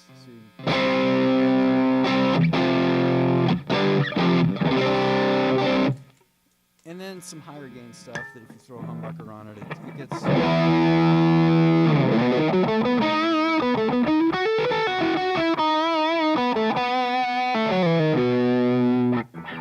So, how do you dial? We've talked about the tone knob on the drive pedals some. How do you dial in the drive or the gain or whatever the different pedals call it? How do you find the sweet spot for that, or what do you like?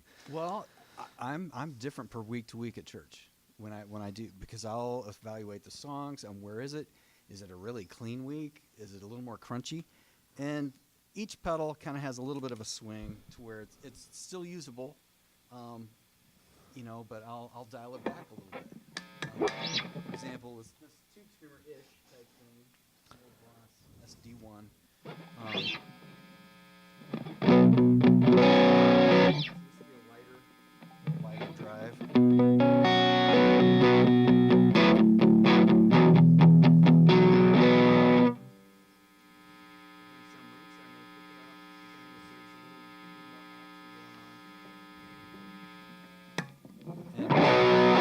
Same pedal.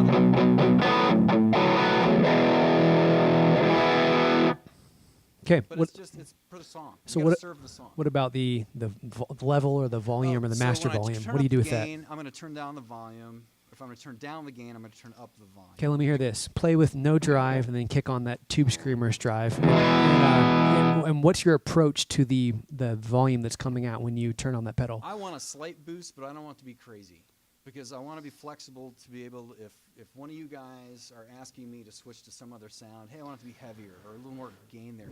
I don't want to be last minute trying to match everything, so Okay. I try to keep it pretty close. So let's hear your strum as hard as you can, clean, turn on that drive, and let's listen for Right, since I just messed a with volume it, difference. No promises. Okay. but-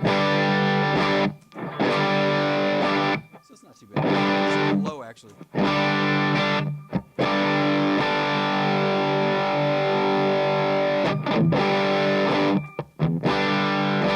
So the levels are about the same. You just have more gain. Yep. When I kick it on. Okay, and in talking about gain, I also want to mention Backing them. I'm not for this. I will. I mean, I used to, sometimes. but I don't really do much of that. And Grant's asking, or said stack, he means combining drive pedals together, using multiple at the same time. So sometimes for a lead, maybe I'll use Yeah, I mean, if just you wanna another take it over gain the pedal top, as a yeah. boost. So I'll stack quite a bit. Did you have a question? We'll come back to that in one sec. I want to talk about stacking for a sec. So we'll start with lighter drive, medium, if I together, versus. So I really like stacking to kind of just get a little bit more if I want to, rather than here's the stacked versus the fuzz, which is kind of interesting. Just different sound. Just another option. Justin, go ahead. So like your drive, like on your pedal, you have the drive and the volume. Do you find that you like to start with the volume higher to push the amp harder, or start with the drive higher and then pull the volume down after? Yeah. So on my Tube Screamer, for instance, my overdrive's at 0, and then my level's at like 130. So for that one, I'm not getting much pedal drive other than just what it's doing with the drive off, and it's just pushing the amp. And then the Morning Glory, the circuits are a little bit different, so I leave the drive at noon. It's just where it sounds right to me. And then the volume is also about 130. And then the Klon pedal, I've got gains at like 9 o'clock, and then the volume is like at 9:30. I think that's probably a louder pedal. I guess to your point, different pedals just are different. Yeah. And you can't just say, noon. Yeah. Knobs at noon. You really got to play with them. And some of them are kind of predictable, like the Klon stuff. Everyone talks about Klon pedals. Most people don't dial in gain at all. Yeah. in a I've Klon got pedal. yours I is don't. on the right, right? It's Yeah, it's basically off, and you've got your level. Gain is yeah. completely off. Yeah. It's really just a volume boost, but it adds some mids. Yeah. And Pat- everybody loves Pat, that. It's great did you worship. have your hand raised? I thought I saw another hand raised. Maybe not. Is that most of this gain picture is in your amplifier. So they've talked earlier about setting your volume control to the point just before breakup. Yeah. And then when you push a little harder, you'll drive the amp into that voltage point where it breaks. And then take your pedal to add some more color on top of that, Yeah. but not much. You'll induce less noise, and you'll have more range to work with. It's a great Yeah, point. and the color could be with EQ, just making it a bright, like making it brighter. Yeah. If I turned down the gain on my amp and didn't touch these pedals at all, it'd sound pretty different. And I grew up playing a Fender Hot Rod Deluxe, 40 watts. Never turned it past 2, maybe 3 one time when I was in like a bigger place. I couldn't get that thing to break up at all, ever. I started using lower wattage amps and eventually got into positions where I could throw it in an isolation area, kind of like what we're doing today, where it's just in a different spot where it's not on stage, not killing the audience, but I can crank it up and get it to where I want it. So for me, going from a 40 watt amp, which is what I started with, to now using my amps are 15 watts, and then that one's 14, and the one I play at my house and sometimes in my office is 8 watts. I love those smaller wattage amps that I can get the sound I want, and they're not roaring loud. Yeah. Open the doors to let them hear actually how loud. Yeah, sure. So I've got my amp open. Tim's got an open, and then I've got one on a Silent Sister cab, which is kind of it's its own ISO cab.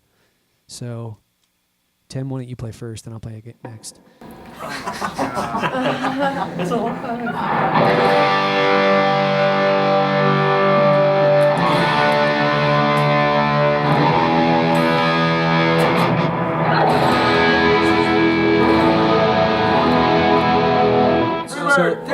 Pretty loud. But again, we're doing that not just to be loud, but because tube amps sound best when they're cooking. And as long as it's not killing your audience, and you've got to find a way to isolate it, it sounds great. So what you're hearing is really just the mic picking up that, and we've got it turned down to a reasonable level for you to listen to today. Same level.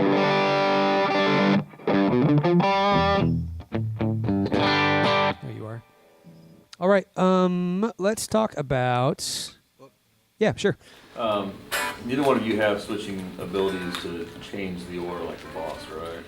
We don't, but we were talking about that earlier. So If anyone gets into the switching and you can afford the boss, you can put the pedals in any order and you can just tell it what to put in front of the other, and it totally changes. Yeah. It's like So you we- double the ability of your board. we learned earlier, I was talking about my drives. I've got mine going right now from the dirtiest to the cleanest in the order if I want to stack them. And Tim's the opposite. He's got Flip it around. clean I and usually go dirty. Cleanest to dirty. And they sound a little bit different. Just not super drastic, and it really doesn't matter if you don't stack them, but just a little bit different. Actually, I prefer it stacked that way. So that it I send dirty the or cleanest to or the dirtiest. boost out of the Yeah. clon into a Yeah, dirtier that's pedal. right. Yep. Yeah. Yep. And I'm doing the opposite, where I want my clon to add a little bit, have the ability to add more volume, and if it's before another drive pedal, it's really just gonna make that drive Pushes the drive drivier. Yeah, I want to push my amp more with the clon. He's doing the opposite one to kind of dime the It input gives of you his more- it gives you more overdrive gain. pedal. I mean, Yeah. yeah. Exactly. Cool. Let's talk about delay and verb, kind of that last bit. So we've talked about EQ and then drive, and then now we want to talk about wet effects. So I wrote what's in, and I got this from Jesus Culture's guitar player, who he's got a great little $30 tone workshop that I listened to a week or two ago to try to get some more ideas. But he wrote this, or said this, I guess. Modern sounding worship guitar tone has gotten very wet. And I'd agree with that. When I started playing worship guitar like 15 years ago, I had like a DD5 delay, and that was enough. I just needed to do that U2 dotted 8 thing, and that was it. And then I think reverb, heavy verb came in, and I don't know, 08, 09, like the Hillsong, all of the above record, I started hearing like these verb things. And it's like, what is that? And I've had a verb pedal almost ever since. One suggestion he gave, and I love this, is to not let your clear signal be lost by too much. So I'm constantly setting the level of both the level and the amount of repeats or the decay time on my verb per the part, so that the part that I'm playing, it doesn't get lost. But also I don't have them dialed down too low, so where it just feels too dry. So that's something I'm constantly thinking about, and really just trying to find this sweet spot for the song when it comes to those effects. And also one thing we've been talking about is even the tone knob, like for the effect. So like for the delay, I've got a darker sounding delay that I can use. It's Memory Man analog, and you'll notice it's substantially darker than my actual tone. Versus my digital, I guess it's a tape delay, but a digital modeler, which has got more brightness intentionally. Let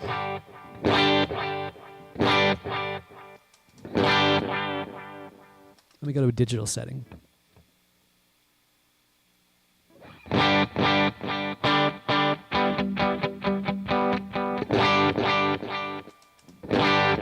You can hear the difference in the tone. And then with reverb, let me give you an example. I'll pull my tone knob on my verb all the way down. Or here's where I like it. Here's all the way down. And here's all the way up. A lot there. Tim, how do you like to approach a couple of those knobs we're talking about on your delay and verb pedals? I'm very similar. Well, in the sense that I try to keep the level. I keep my guitar signal there. It just gets. Which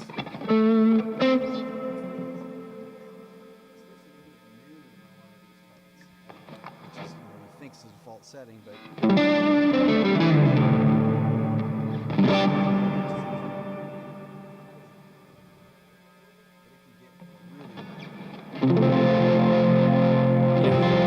Play like a single note line with that. Just try to play like a single note line. Like.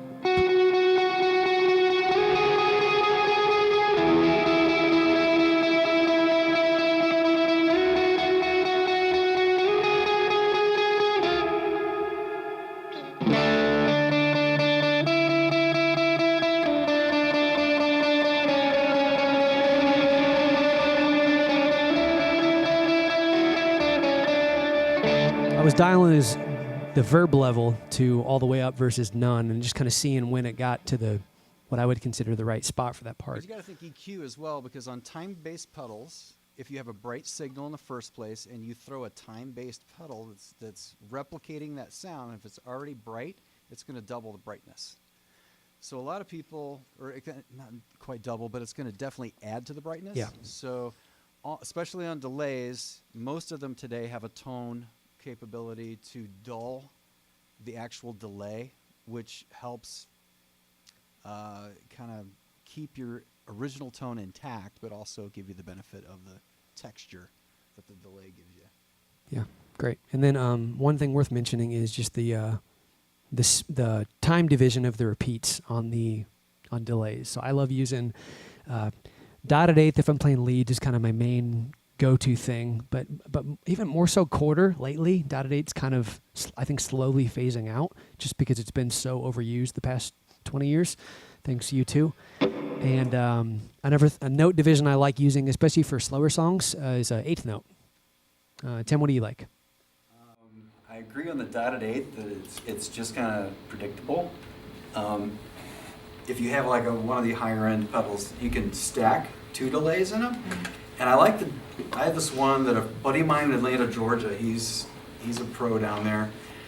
And he gave me this. He said, "Hey, you got the Eventide, try a dotted eighth with a 5/16." So It sounds crazy. give us your tempo and then play something with that. So what's like the quarter note of the song? Okay.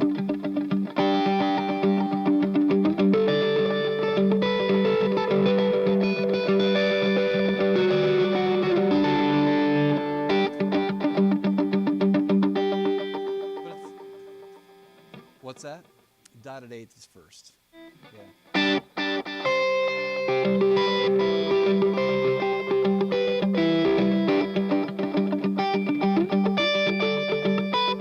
But it's just different. Yeah. You know, it's kind of dotted eighth, but it's not. So, and it actually fits in a lot of places dotted eighths will. Yeah.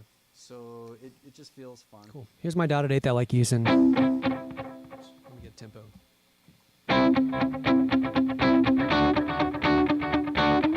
I've got a loud version of that.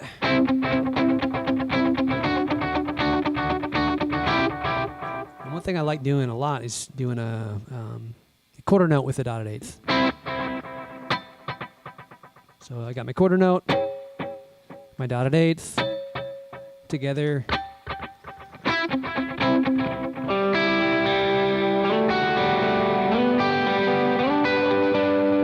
Something kind of like that.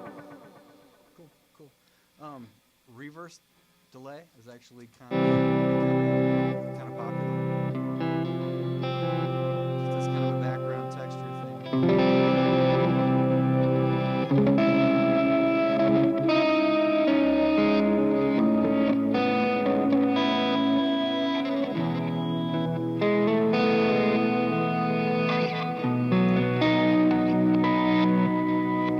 So I'll sneak that in, actually, in church if something is kind of low motion, slower, Yeah. just duller sounding chords, and just add some texture. One thing with my repeats and my decay on my verb, I've kind of been thinking more lately with how much does that bleed into the next measure of the chord change. And I like it to bleed in a little bit, but not enough that it starts to kind of muddy up the part, especially if I'm doing, my notes I'm playing are going to not be the right notes for the next chord. So with my delay, the main sound I've got is about 6 or 7 repeats. With my analog delay, I think it's maybe a little bit less. About 3 or 4 for that one. The main verb sound I use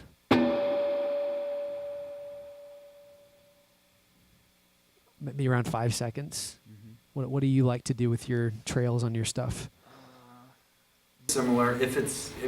I can hear it if it's clashing with the next chord and the speed of the song, so I'll switch it and change my patch so that my delays aren't hitting the next chord as I'm changing chords. It just sounds messy. And then the reverb, I'm constantly turning that knob. Yeah. Because if it's a slower song, man, I like the long tail. Yeah. But if it's a quicker song, I'll dial it down because the tail of that reverb can actually kind of get messy with the next chord of Tim, the song. are you doing it on the fly? Oh yeah, I'll just bend down. Yeah. Let's take 2 minutes and go over our boards, and I want to give a few song examples, and then we'll get out of here. So I'll start. I've got a switching system I'm using that I can call up different presets and make combinations of pedals. But really, when you boil down to it, I've got a pretty similar arsenal of effects I'm using as Tim, with maybe a couple extra things. I've talked on a couple of these, but the first pedal in my chain I'm using as my compressor. Here's with it off. I'm going to play hard, and you'll not really notice a volume difference, which is intentional. Okay, Okay, now listen to me play quietly, and now you'll hear a volume difference.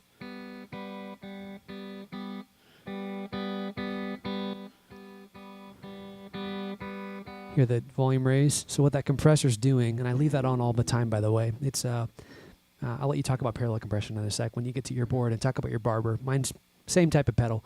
What the compressor's doing is it's raising the volume, it's if this is my quietest part and this is the loudest I can play, what it's doing is it's lowering the loudest part, and then what I'm doing with the volume on it is I'm raising everything back up. So when I play hard, it still sounds like, let's say 10.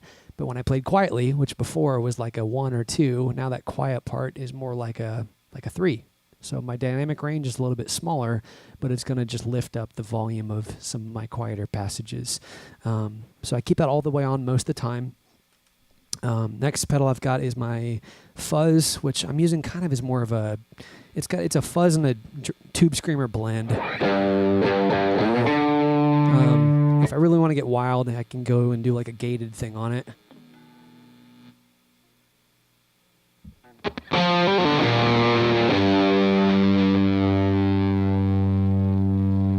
It starts to kind of crackle out. You notice it starts to kind of die like a dead battery sound.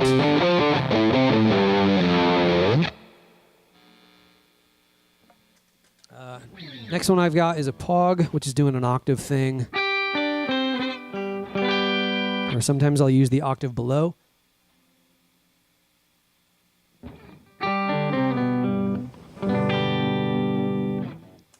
Next one I've got, I'll go through my drives quickly, like a tube screamer thing. More of a transparent overdrive sound. A clon, which I'm kind of using to boost a little bit. A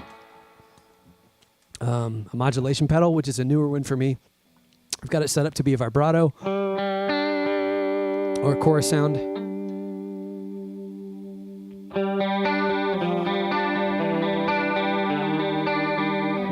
So now we're in the 80s. The analog delay, which I love keeping on almost all the time. I can strum with it.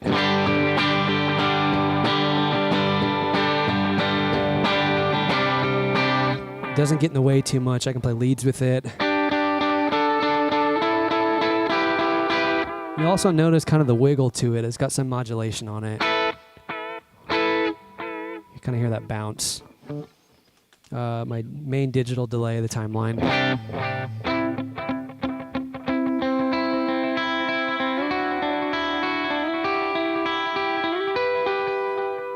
I've got a big sky reverb, which I haven't talked about much, but this has got a ton of different presets on it, and I'll walk through that in a little bit when we talk about song-specific stuff. But right now I've got a short verb pulled up.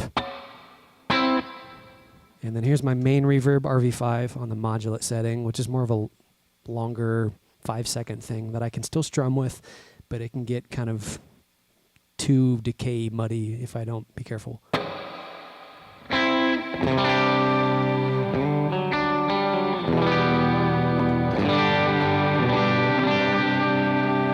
Tim, why don't you show us what you're using?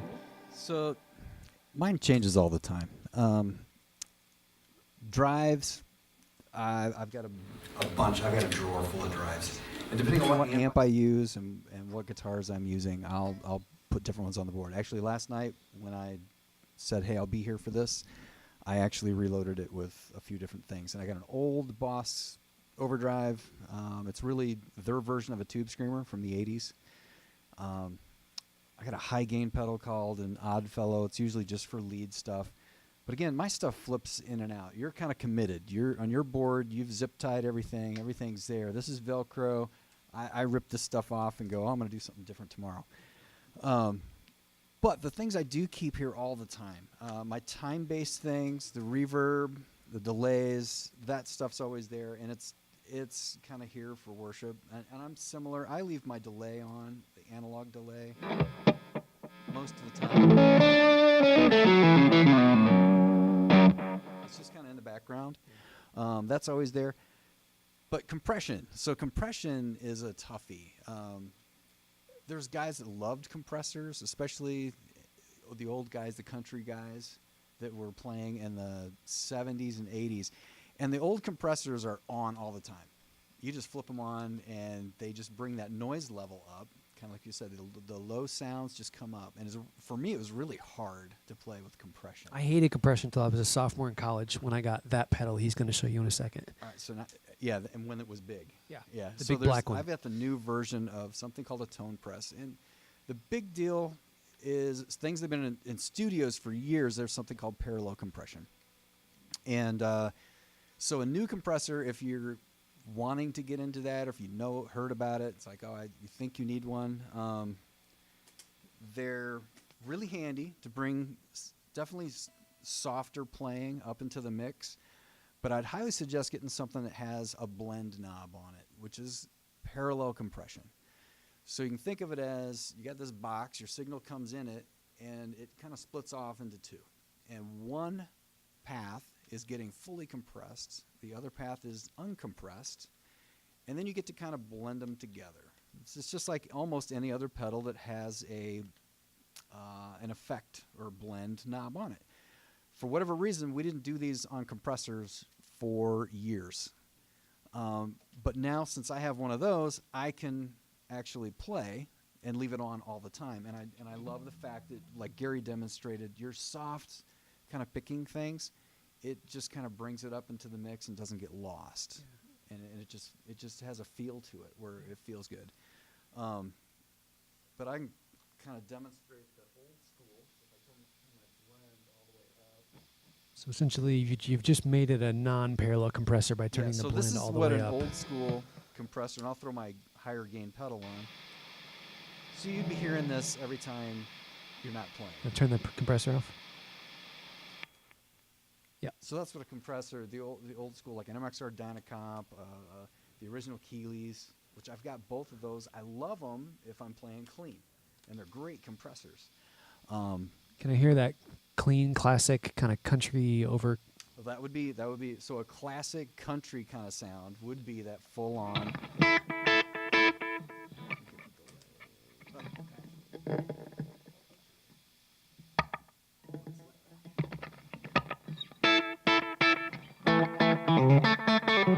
So it's really grabbing your note. Dial your blend and your sustain back to where you'd normally have them.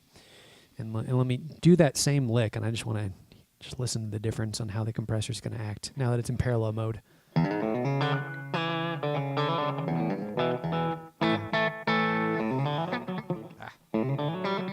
it's not squishing it quite as much. Yeah, it doesn't.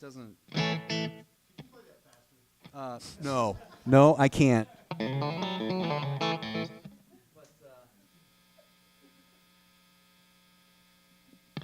Yeah, so that would be really no dynamic range. Yeah. It's like the soft. Try to play soft and then play loud. Loud is Yeah.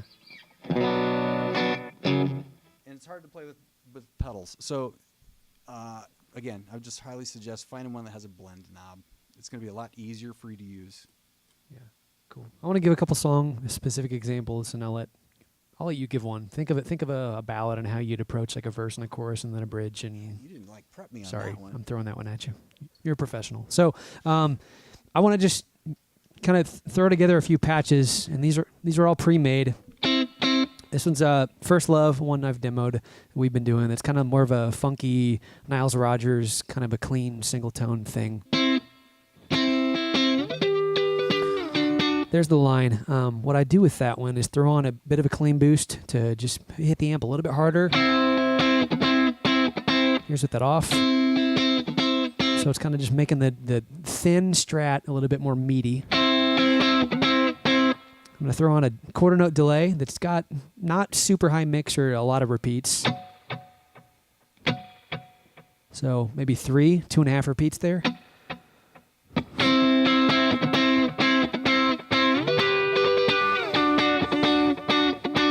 Kind of just give me some space, and then a plate reverb that's like 2 seconds. All three of those together.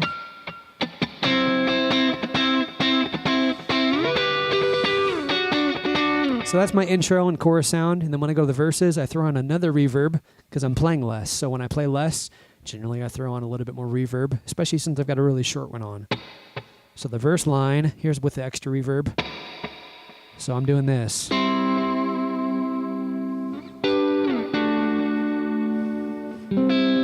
as soon as I go back to picking, verb's off.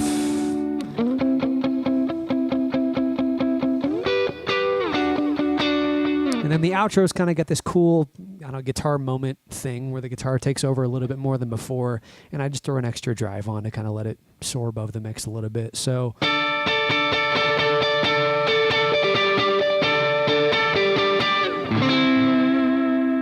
that's kind of how I'd approach a fast song that's more of a funk, muty style playing. And then I'll give you one more fast song example. This is another one we did. Was that yesterday? Was today Monday? Dang. Yeah, yesterday. Here's This Is Amazing Grace by Phil Wickham. So the intro line. Here's nothing. So I've got 2 drives stacked. I'm playing a lead thing. So I'm just kind of looking for that right amount of drive. A 16th note delay. So 1, 2, 1 E and then in a dotted eighth. I've got a 3.5 second hall reverb. And then the fun sound in this one's a vibrato, which is doing this.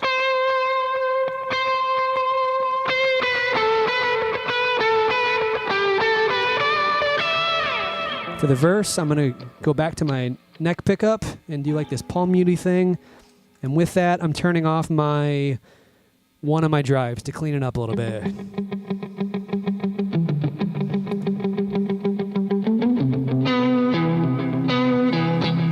then the chorus, I'm kicking back on my other drive, taking off the vibrato so it doesn't have that wavy sound anymore. I'm just playing these dyads like I talked about earlier.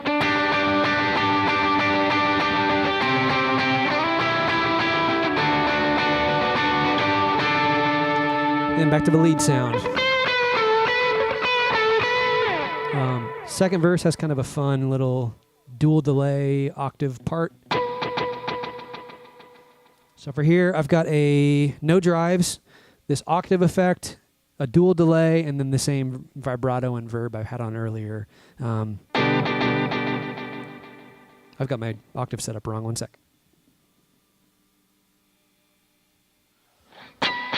There we go.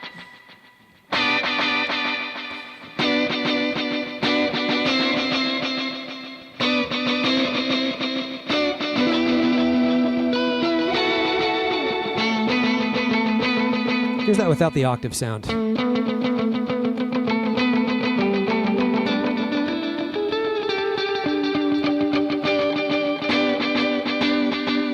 here's that without the dual delay. Let me just get a normal delay.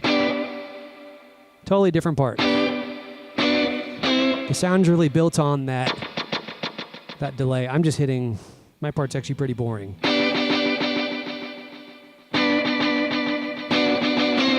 I'm just doing short notes, and the effects are kind of doing it's really the sound. And then the bridge, kind of a cool part. I turn my vibrato into a chorus and enter the 80s.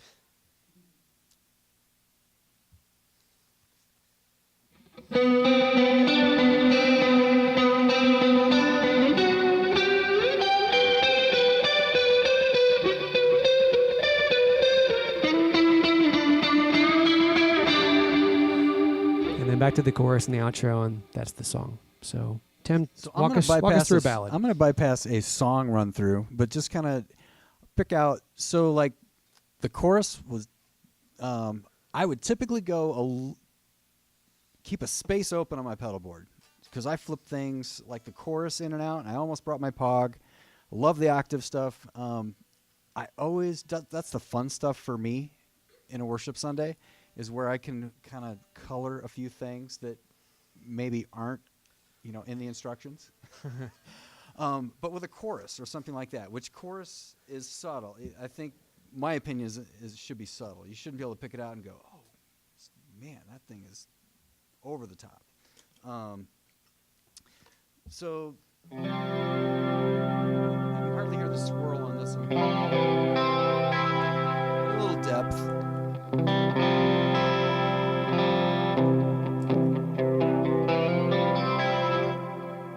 keep it fun.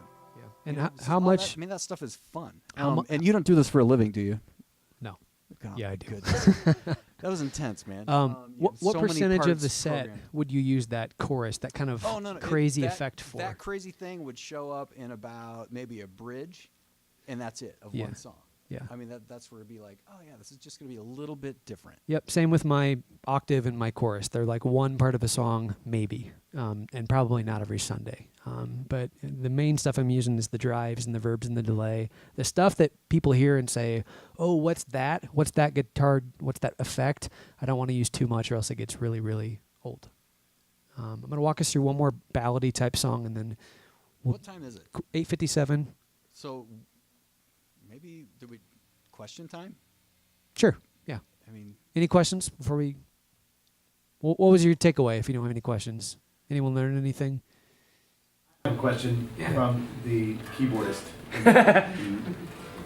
If you were starting out, if we have some young guys here in the room, if you were starting out, what would be your top 3 pedals that you start with? A reverb, a delay, and an overdrive. Yeah, A medium gain overdrive. Something you guys haven't touched on yet is rolling your volume off, old school. yeah, I can. Okay, so here's a major difference. So like you have your patches in your switching system Yeah. to go from your different drives. I will a lot of times go old school and get my cleans literally from rolling the volume on my guitar down. So I might just kind of live in there for a little while, but then we hit the chorus and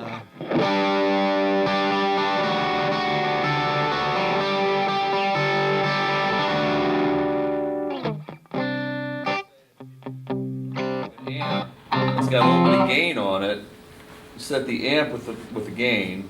Roll your volume off. If you only got that one channel, let's say you only have one channel, maybe you'll have two, maybe it's clean. Then you can roll off to clean up.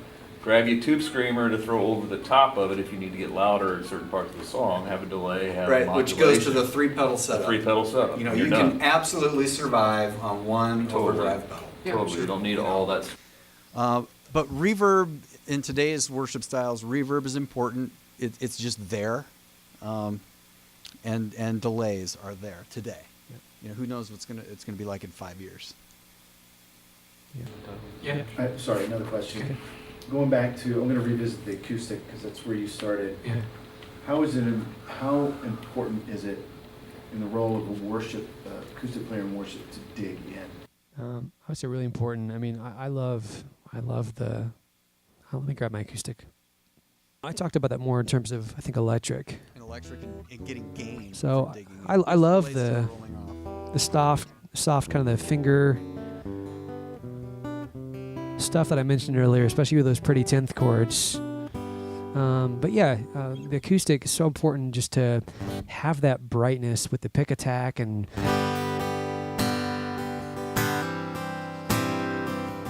versus,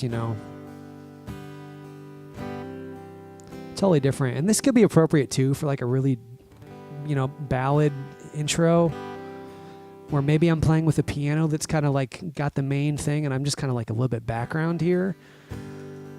Yeah, but big part of the song.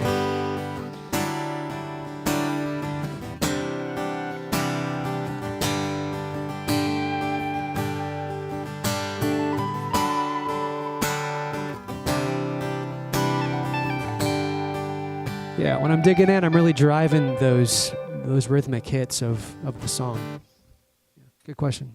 Anything else? Tim, can you demo doing like when I came in earlier, the ethereal type thing?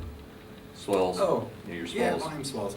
Because that's so big these days. What were you were just doing that, right? What were you using? He wasn't doing earlier. He was using chords and he was swelling into them before we started. this whole Yeah, thing. I got a pad set up. So he has a verb that just goes forever.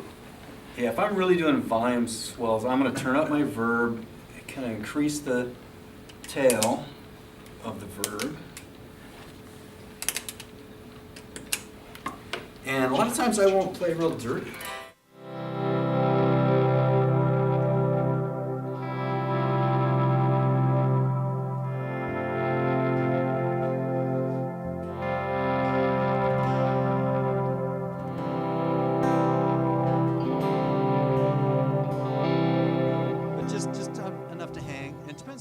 song on how much is there and how deep the delay has to be. Anything else? Cool. You guys enjoy this? Should we do this again next year? Cool.